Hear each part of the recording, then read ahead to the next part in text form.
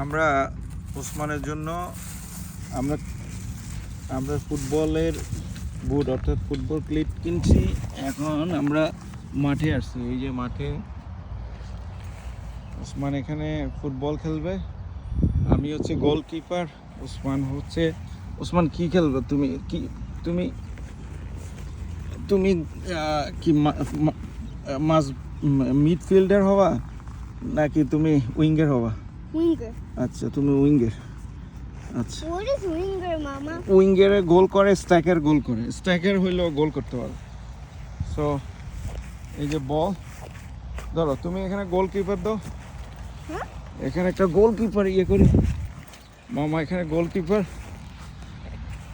So এখানে গোল করবো, তুমি কিক করো, আরও ওদিকে যাও।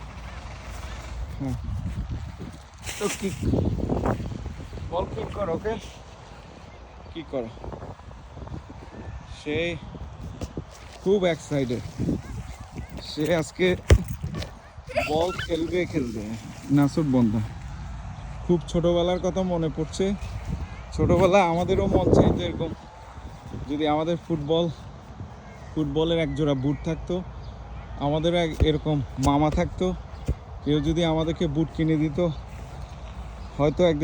হয়তো তখন বড় কোনো খেলোয়াড় হতে পারতাম।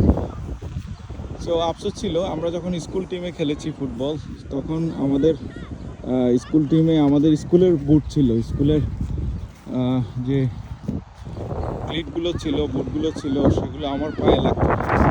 তো আমার স্বভাবত মন খারাপ ছিল।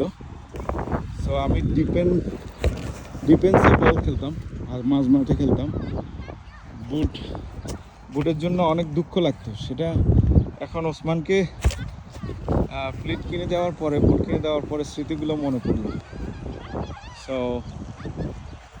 বাচ্চাদেরকে সময় দিতে পারলে নিজেরও ভালো লাগে।